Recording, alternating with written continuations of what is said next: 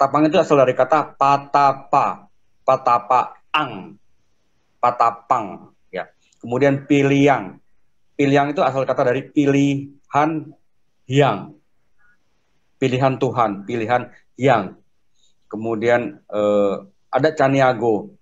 Caniago itu asal dari kata yang tadi saya katakan Sriwijaya sebelum disebut Sriwijaya itu saya dapat namanya itu bernama di area itu ya. Itu bukan kerajaan tapi kadatuan. Itu Indo Dunia. Itu tokoh yang tercatat di masa awal itu bernama Chandra Nago. Chandra Nago terekam dalam suku Caniago. Begitu juga suku-suku yang lain bisa kita bongkar nanti awal dari kata masa-masa pra-Islam di Nusantara. Yang menarik lagi, jadi kalau kita cerita sejarah, Mas Bang ya, cerita sejarah, kita harus dapatkan tempat, kemudian waktu, kemudian jejak rekamnya. Di saat itu kita bisa tarik dari waktu tersebut ke belakang maupun ke sebelumnya. Itu di Kampar itu di Riau ada sebelum 1 kilo sebelum ke Candi Muara Takus itu ada pasar, kemudian di gapurnya tertulis Koto Tuwo. Koto Tuwo itu sebenarnya jejak rekam saat Kadatuan Sriwijaya menganut Islam. Jadi itu abad 7 tahun 40 itu nama Kadatuan saat itu yang kemudian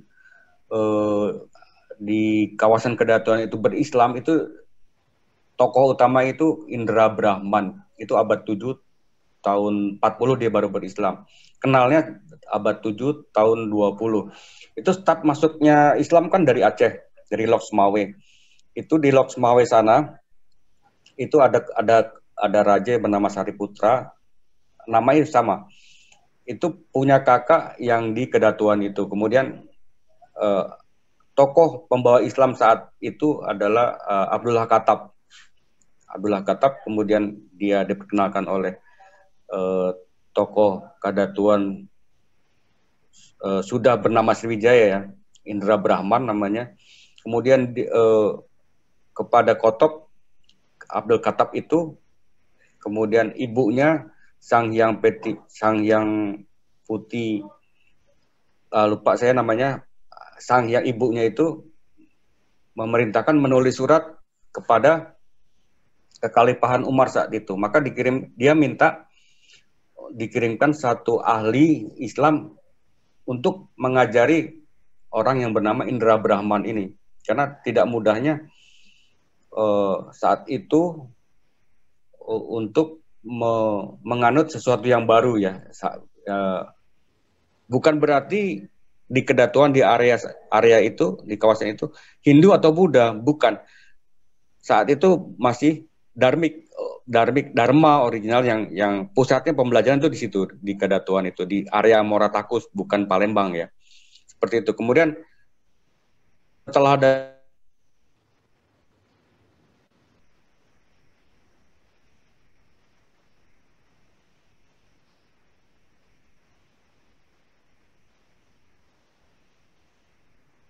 umat dan surat ini ya, surat dari bundanya ini, surat bundanya Indra Brahman itu saat ini masih tersimpan di Turki sana. Itu surat terkenal dengan surat dari Eski Fatimi yang sering publikasikan itu. Orang kalau ambil sadur dari tentang berislamnya Sriwijaya itu, Eski Fatimi itu masih mencatat, dan abad tahunnya juga Eski Fatimi catat. Jadi Indra Brahman itu 13 tahun mempelajari Islam.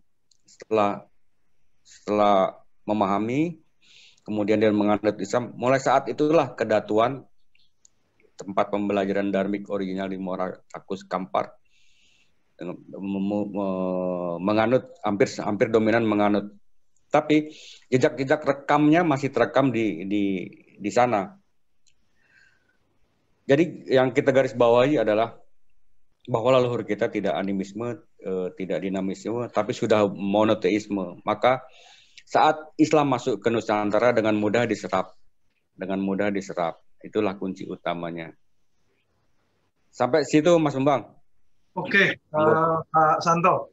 Jadi intinya tadi bahwasanya ajaran Dharma tadi itu sudah ada di Nusantara. Kalau pendapat saya, artinya ada sosok atau orang yang tentunya di-assign oleh Allah Subhanahu Wa Taala gitu ya, yang kita sebut sebagai nabi atau rasul. Kira-kira dharmik ini atau dharma ini itu di masa siapa itu, Pak Santo? Nabi siapa gitu yang berkorelasi dengan keagamaan di Nusantara kita ini? Saya nggak paham kolerasi masanya ya, cuma saya bisa sebutkan.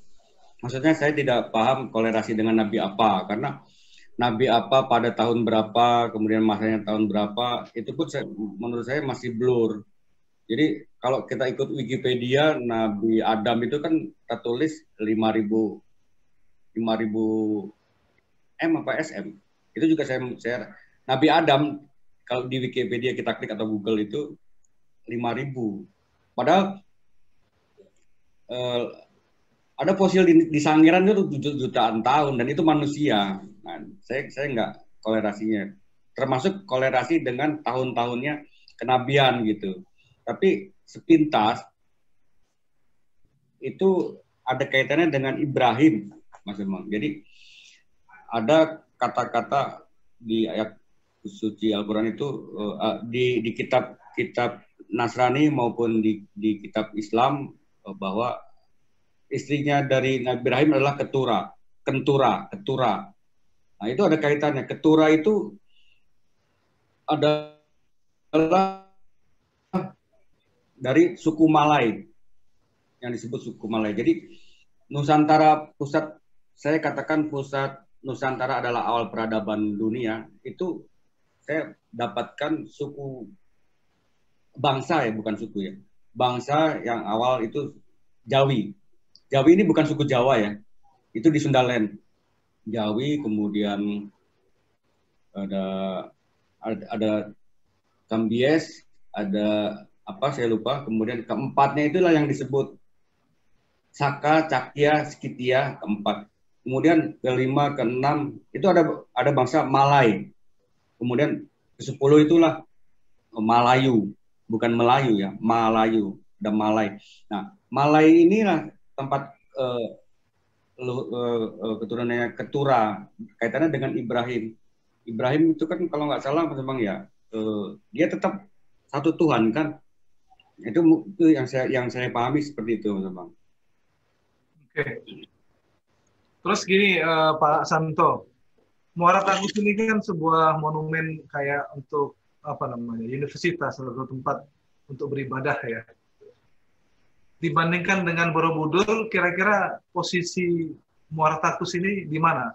Dalam hal timing dan dalam hal siapa yang membangun gitu.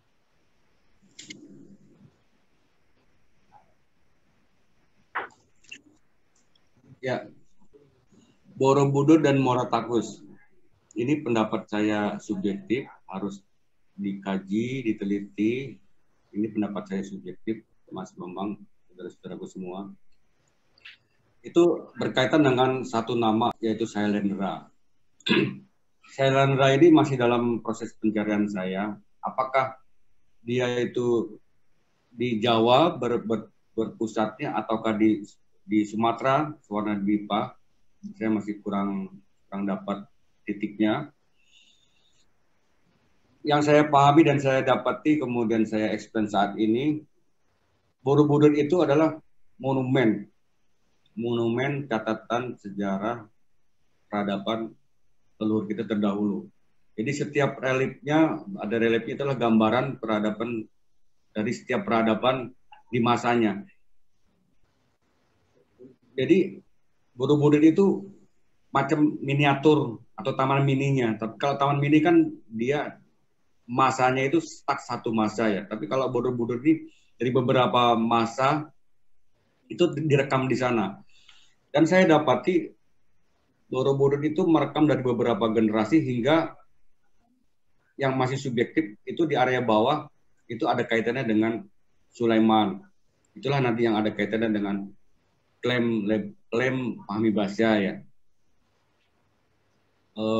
Kalau Fahmi Basya kan katakan bahwa Borobudur itu yang bangun Sulaiman. Kalau versi saya itu tidak. Tapi Sulaiman itu ada keterkaitannya, dia jejak sejarahnya terekam di sana.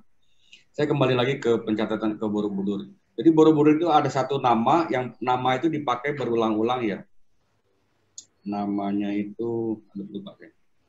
Ada satu nama yang bertugas turun-temurun yang pekerjaannya itu mencatat apa yang dikatakan di atasnya, dicatat kemudian di atasnya. Kemudian ada yang bagian untuk menggambarkan di relief. Dan itu dari masa ke masa dan itu turun-temurun. Namanya sih saya lupa. Dan itu bukan Gunadarma ya. Itu Gunadarma itu nggak ada dasar.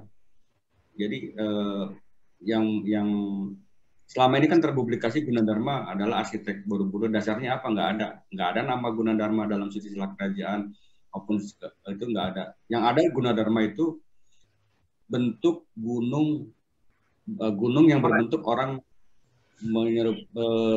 tidur miring. Itulah Gunadarma. Kemudian yang tentang Borobudur ya, bentuk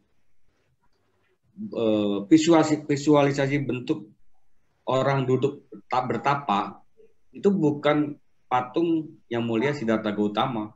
Itu bentuk kontemplasi spiritual leluhur kita. Topo Broto, Upasena, Kamala. Dan itu dipelajari di Moratakusana ada gua-gua khusus pelatihan.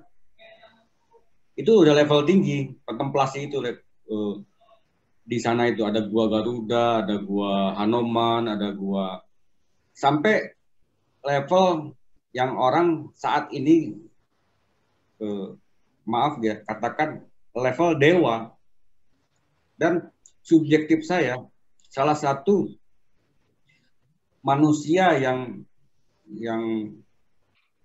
telah mempelajari di pusat Dharmapala itu, pusat pendidikan Dharmik itu, kemudian melakukan kontemplasi sampai ke tingkat-tingkat tinggi di area khusus itu yang sekarang disebut Aliantan, Arya Tantra, itu sampai ke Mesir. Itu ini subjektif saya, itu yang disembah oleh Fir'aun. Itu sebenarnya manusia leluhur kita, Datu Amun-Ra di sana disebutnya. Itu kalau kita searching di Wikipedia, ada perjalanan kapal-kapal dari daerah Middle East sana pergi ke tanah Pun. Jadi Nusantara saat itu disebutnya tanah Pun. Tanah Pun ya. Dan salah satu datuk yang belajar di Moratakus di tempat Aliantan itu yang ada gue. Itu namanya Datuk Amun. Itu pergi ke sana. Tuk Amun itu datuk. Kalau orang Kampar sana bilang datuk. Orang sana tuh, orang lokal sana itu pantangan kalau disebut Amun karena dia sudah mendapat ilmu tingkat tinggi sehingga dapat merubah bentuk manusia, bentuk dirinya sesuai dengan keinginannya.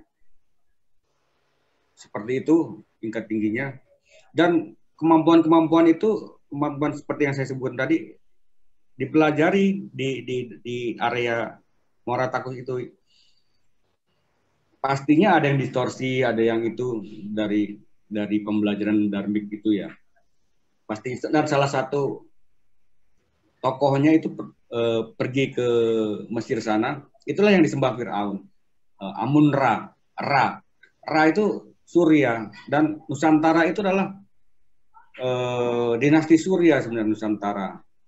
Banyak bukti-bukti artefak seperti simbol Majapahit itu Surya. Dinasti Surya itulah Nusantara. Swastika bentuknya. Kemudian berkembang bentuknya di area Morakas itu Katangka. Katangka itu silang. Katangka simbolnya.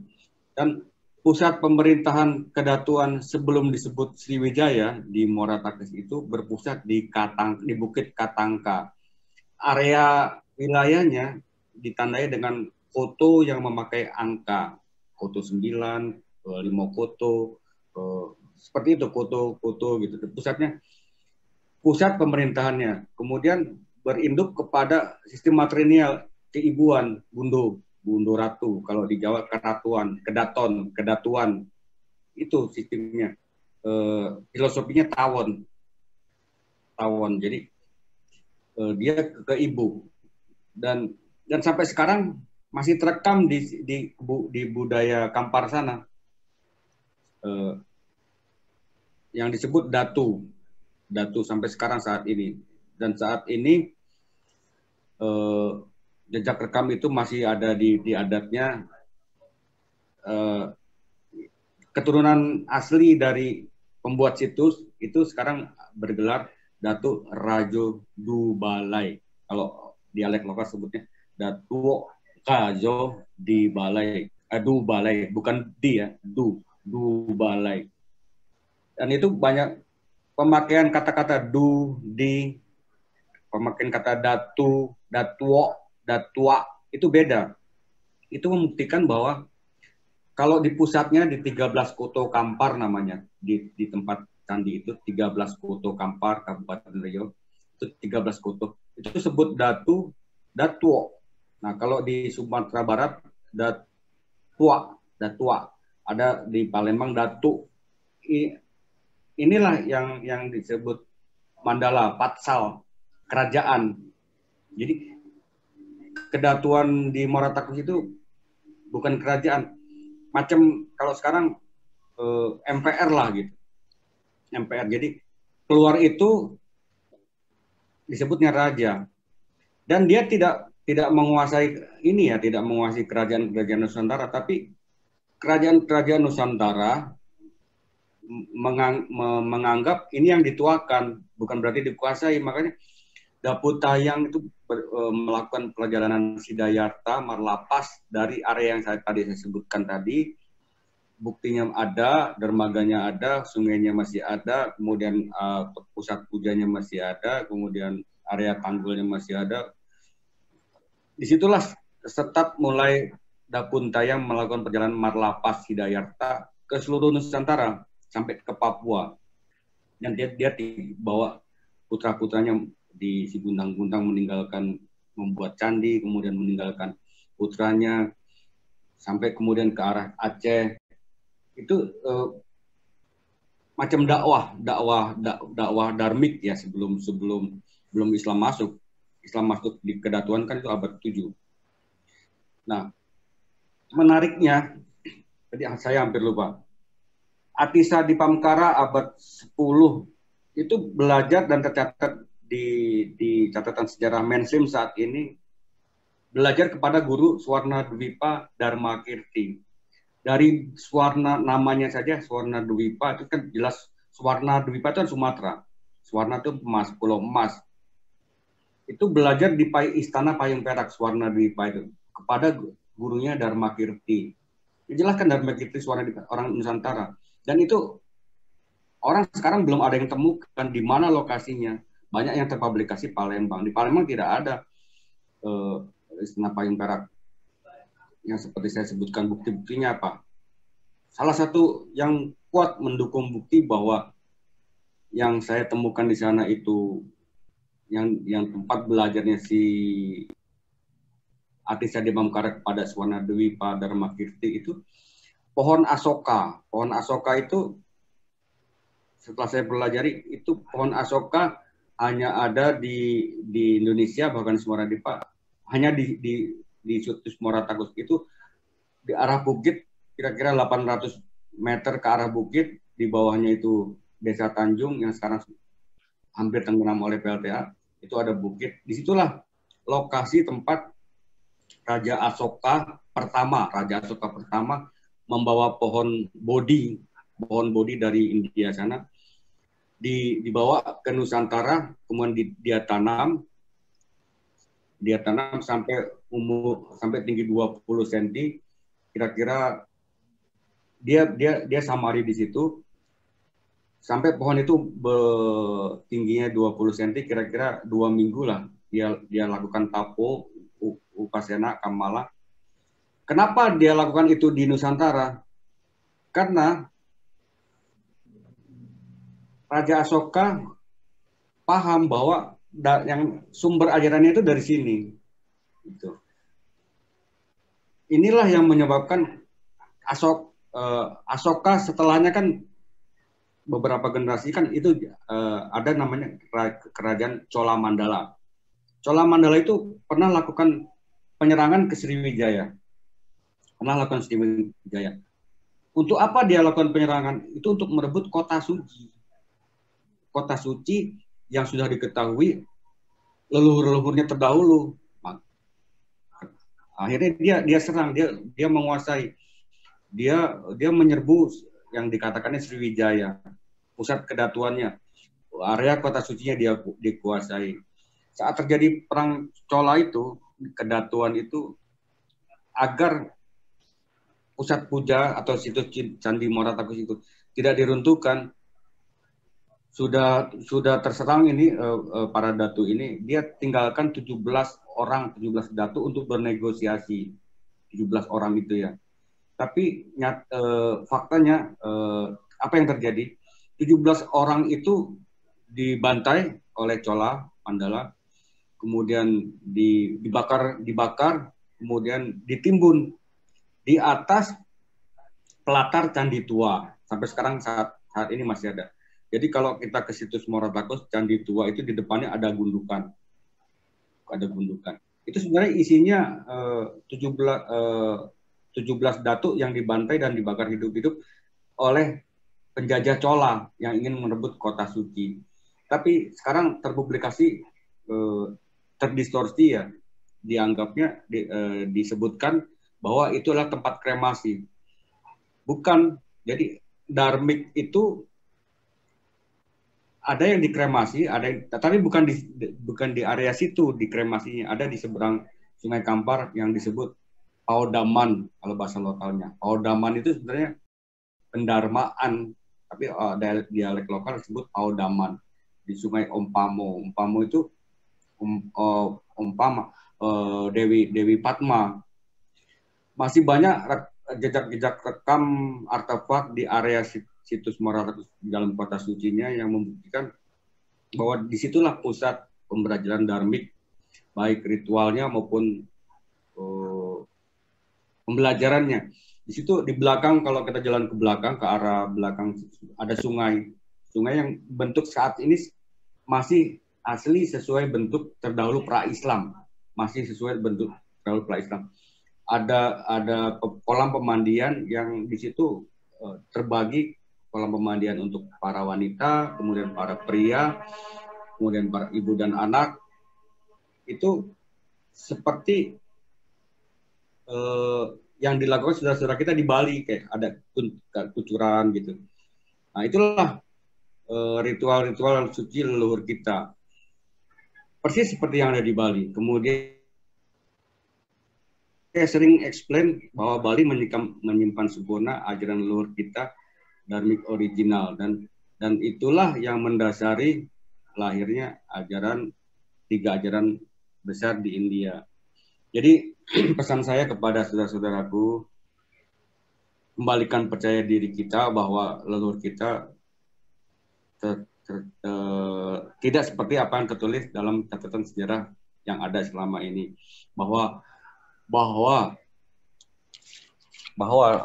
kerajaan pra-Islam itu di Nusantara bukan Hindu, Buddha, bukan berasal dari India. Situs-situs yang ada di Nusantara bukan berasal dari India. Situs Muara Takus bukan yang membuat bukan orang Babilonia atau orang di luar Nusantara. Itu adalah hasil karya kita, hasil karya nenek moyang kita, bangsa yang besar, bangsa Arya, bangsa Saka, yang sekarang artikan penghitungan tahun Saka dimulai 78 Masehi. Harus dikoreksi, harus diklarifikasi bahwa tidak benar, itu merugikan. Kata-kata yang tadi saya ceritakan tadi, Dharma, Suvarga, itu terekam sempurna di Borobudur. Itu membuktikan bahwa yang dilabelkan selama ini terhadap situs-situs di Nusantara, terutama Borobudur, adalah tidak tepat dan perlu dikoreksi. Sekian Mas Bambang. Ya, Pak Santo, duluan mana antara Muara Takus dan Borobudur? Muara Takus. Muara Takus lebih awal ya? Iya, sepertinya Mas Bambang ya, karena harus diteliti dulu. Muara Takus dalam pengertian candi tuanya ya, candi tuanya. Itu di era menurut saya di era subjektif, di era manusia lalu kita masih berbentuk besar-besar, masih tinggi-tinggi, dan tapaknya itu masih banyak ditemukan di Sumatera, di Sulawesi, tapak yang besar-besar itu. Dan saya katakan gini, seperti ini Mas Bambang, penamaan atau pembagian era sejarah, prasejarah, kemudian megalitikum, apalagi teori evolusi, itu tidak kena dan untuk kita, karena kalau misalkan penyebutan era prasejarah dan sejarah dimulai dari manusia sudah mengenal tulis menulis, leluhur kita sudah kenal tulis menulis jauh sebelum ada pembatasan era prasejarah itu, era Lemuria itu sudah ada budaya tulis menulis. Itu Kang Diki itu bisa dapat temukan era Lemuria sampai tulisannya gitu. Ya. Kemudian batu-batu besar ya yang di Sumatera, yang batu-batu tinggi yang disebutnya sekarang megalitikum, itu sebenarnya leluhur kita di era yang berbadan besar itu, kalau kita temukan batu besar itu sebenarnya batu besar itu makam, jadi satu induk itu bermakam di situ dia, generasi ke generasi. Sampai situ Mas Bambang. Oke. Terus tadi Pak Santo bilang di lantai dasar candi itu, kalau kita ngelihat lantai yang sekarang kita bisa lihat, relief-reliefnya itu tidak memuat adanya tulisan.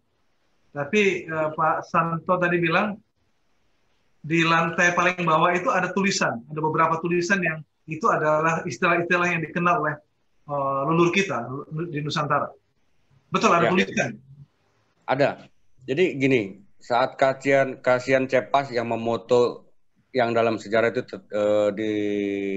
terpublikasi saat di foto itu 1810 kalau nggak salah ya. Kemudian 1 tahun kemudian setelah dipoto kemudian ditutup, disisakan sudut-sudutnya. Jadi kalau Mas Bambang atau saudara-saudara lain ingin melihat detail, itu ada web Ki Demang, kemudian ketik Karma Wibangga, itu akan kita bisa lihat panel-panelnya, ada 160 panel. Itu sebelum dihapus Ki Demang Karma Wibangga. Jadi penamaan yang di Borobudur selama ini terpublikasi itu sebenarnya versi India yang tanpa dasar. Karma Wibangga itu menurut Bernard Kempers ya tahun 1970 itu menafsirkan berdasarkan berdasar buku kitab Mahakarma Wibangga, tapi nggak sepenuhnya memakai kata-kata tafsir itu. Yang lebih parah lagi, dipublikasikan atau terpublikasi ada gambar-gambar porno. Nanti teman-teman bisa lihat sendiri, klik Karma Wibangga Ki Demang itu nggak ada gambar porno di situ. Jadi betapa ruginya kalau misalkan sampai ini tidak terpublikasi, terutama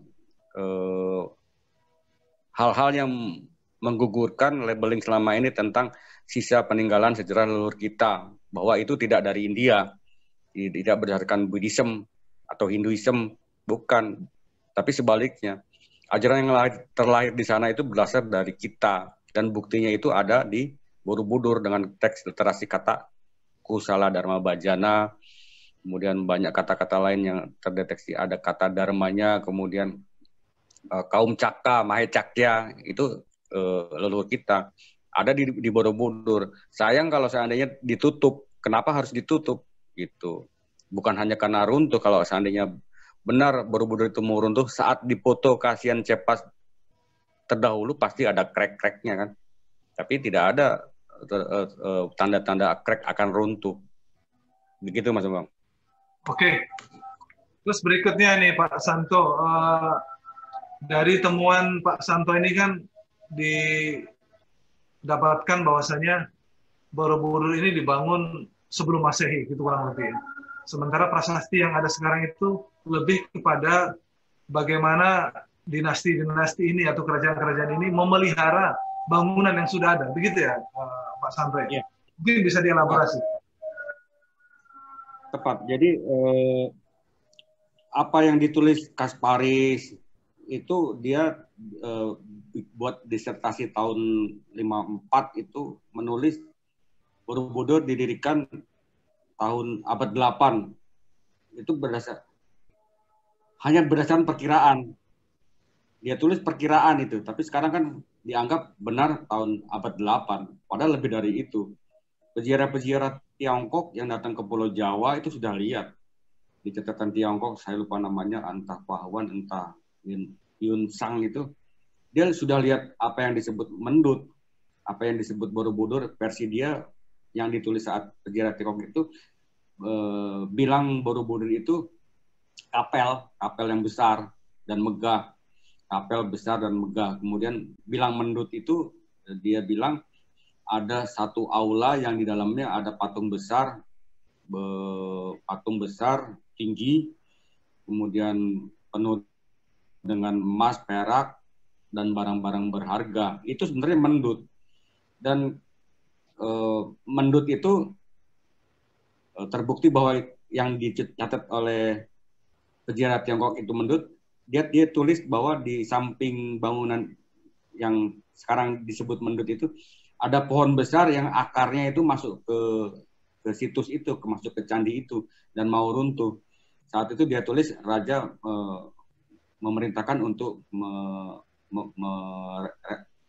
memperbaikinya. Sampai sekarang kan masih ada itu bekas pohon besar di mendut di sampingnya. Itu mendut. Jadi Borobudur itu abad 4 itu sudah dilihat oleh peziarah Tiongkok. Mendut, Borobudur, situs-situs. Jadi tidak benar Kasparis tulis abad 8. Dasarnya apa? Kan dia tulis hanya perkiraan. Itu Mas Bang. Oke. Terus begini ya Pak Santo. Pak Santo kan menyebut Borobudur ini adalah nama, istilahnya nama baru ya. Sementara Pak Santo menyebutnya dengan nama Buana Sakapala ya. Ya. Itu kurang lebih dari mana nama itu muncul dan artinya apa ya? Ya, kalau dari mananya itu saya dapat, itu banyak inputan, banyak yang harus lebih dalam dipelajari ya. Dari mananya saya dapatnya itu banyak, saya mesti cerita panjang. Kemudian untuk tertulis itu kan V, A, Buana Sakapala. Buana itu Buana. Jagat ya. Buana itu di budaya tradisional kita atau hampir sama disebut Buana tuh dari Sumatera Barat sampai Banua, Vanua, Buana itu Buana. Kemudian Saka itu kaum Saka, Pala itu kayak macam versi saya ya, itu kayak Raya, Indonesia Raya, Pala, Buana Saka Pala. Itu menurut saya subjektif yang harus diuji ya. Itu nama asli Borobudur, itu subjektif. Makanya itu untuk klarifikasi, untuk kita cari mendekati kebenaran. Tidak hanya mengikuti kata orang, apalagi bule gitu ya. Kemudian dia Kasparis atau Raples bilang menamakan Borobudur itu kan versi dia Bore.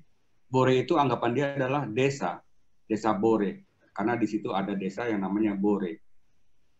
Apakah benar di daerah sekitar Borobudur itu ada nama desa Bore? kan kita pertanyakan. Kemudian Budur, versi Kasparis maupun Raffles itu dianggapnya adalah purba, bahasa Jawa katanya. Padahal bahasa Jawa Budur itu kan sebenarnya bisul. Jadi kan tidak mendukung. Sekarang tinggal versi mana mau ikut kata orang Nusantara yang untuk membuktikannya saya siap. Kemudian apakah kita ikut kata-kata orang luar yang tidak paham siapa nenek moyang kita? Gitu. Jadi ayo kita berpikir cerdas, kita berpikir logik, tinggalkan catatan-catatan sejarah versi penjajah yang kata Jurlina itu sejarah Indonesia sudah dibengkokkan. Itu kata Jurlina. Dia membuat buku Deception of Freemasonry itu di Kanada. Itu dia jelas-jelas tulis bahwa sejarah Indonesia sudah dibengkokkan oleh Belanda. Itu Mas Bang. Oke, Pak Santo.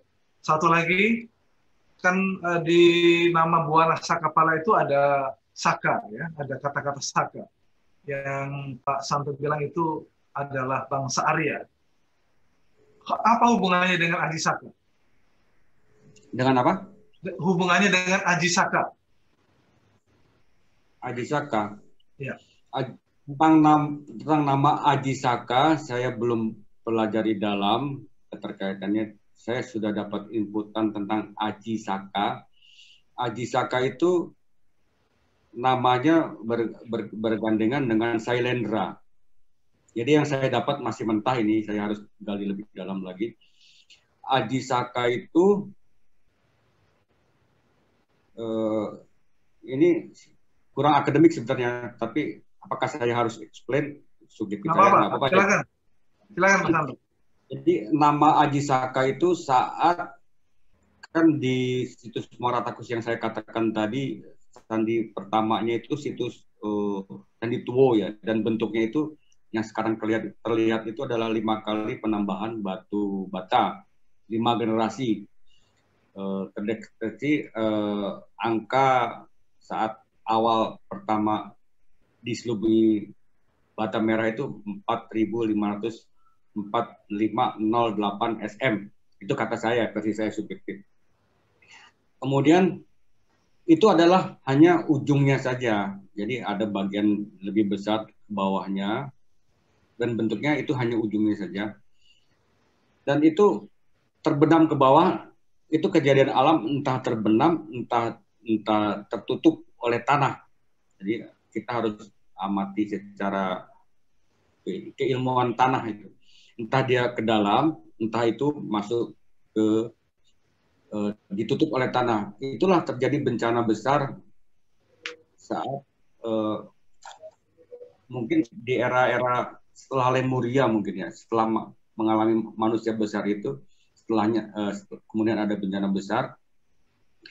Dan nama Aji Saka itu menurut saya subjektif itu dari Nusantara, dari Pulau Jawa yang memperingatkan sebelum terjadi bencana besar di area Morarex itu, sebelum entah dia ke dalam entah itu ketutup ya, itu diingatkan agar kan monoteisme ini mengalami pasang surut, Mas Bambang, baik di era Lemuria maupun dinamakan era Lemuria, itu banyak terdistorsi kan. Jadi ada saat sebelum itu dibenamkan atau terbenam oleh bencana alam, itu ada distorsi monoteisme di situ. Nah, nama Aji Saka inilah yang memperingatkan bahwa ayo kembali kepada monoteisme, ayo kembali. Kemudian hanya satu keluarga yang kembali kepada monoteisme, yang lainnya tidak. Nah itulah yang terbenam, keluarga itu yang terbenam. Itu yang saya dapat tentang penamaan Aji Saka di era itu, Mas Bawang. Subjektif menurut saya saja. Oke, nggak masalah. Pak Santo. Ya. Menarik ya. Eh, saya sih sebenarnya ingin lebih lanjut lagi nih Pak Santo bicara tentang apa namanya Lemurian Atlantis, ada Daud Sulaiman, ada apa namanya Ratu Saba juga ya, yang Pak Santo memiliki pendapat yang berbeda dengan yang ditemukan oleh Kiai Haji Pamekasan misalkan. Tapi mungkin tidak saat ini kita bicara tentang itu. Lain kali mungkin kita bisa eksplorasi lebih jauh lagi tentang Borobudur, Sulaiman, Daud, terus negeri Sabak sendiri, terus tentunya Ratu Sabak itu sendiri. Intinya untuk pertemuan kita kali ini, kita kurang lebih bisa mendapatkan informasi bahwasanya Nusantara inilah yang mewarnai agama-agama yang ada di India ya, 3 agama besar, Jainism, Hindu, dan Buddha. Dan ajaran Dharma atau Dharmik yang ada di Nusantara inilah yang menyebar ke kurang lebih 3/4 dunia ya, Pak Santo ya. Ya. Dan menariknya sebenarnya adalah bahwasanya timing ataupun cerita tentang prasejarah kita ini harus terus dieksplorasi dan dilakukan riset seperti salah satu yang dilakukan oleh Pak Santo saat ini, yang paling tidak menemukan hal-hal yang menarik yang bisa jadi menjadi semacam apa namanya ya, mozaik-mozaik yang akhirnya kita bisa apa namanya melihat gambar besar sejarah Nusantara ini untuk lebih jelas gitu, agar lebih bisa memberikan sebuah apa namanya energi buat generasi Indonesia ini untuk bisa bangkit seperti nenek moyangnya dulu gitu. Ada hal yang perlu disampaikan kira-kira Pak Sabar terakhir sebelum kita tutup? Banyak yang akan saya sampaikan tidak selesai dengan saat ini. Harapan saya berlanjut, memang kita buat tema-temanya biar lebih detail. Okay. Saat ini global, review globalnya, nanti kita lebih detail lagi. Pesan saya, ayo generasi Indonesia, generasi anak cucu bangsa besar terdahulu, nenek moyang kita yang sudah berjuang untuk menjadikan maju dan sudah pernah maju, tercatat di sejarah tidak tertulis seperti faktanya, bahwa kalian, bahwa saudara-saudara saat ini adalah generasi bangsa besar, bangsa Arya, bangsa Caka, yang pernah mewarnai 3/4 muka bumi. Ayo saatnya sumuruping geni, saatnya menyalanya api, saatnya zaman keemasan kembali bangkit di bumi kita. Tidak ada suatu bangsa akan kembali jaya sebelum pendahulunya pernah mengalami kejayaan. Jadi yakin bahwa kita akan kembali jaya, sumuruping geni Nusantara kita akan kembali jaya karena leluhur kita pernah mengalami kejayaan terdahulu. Terima kasih semuanya. Assalamualaikum warahmatullahi wabarakatuh. Om Santi, Santi, Santi, Om. Terima kasih. Waalaikumsalam warahmatullahi wabarakatuh. Baik teman-teman sekalian, sekian ngobrolan kita dengan Pak Santo Sabak. Mudah-mudahan kita bisa sambungkan kembali. Baik, terima kasih.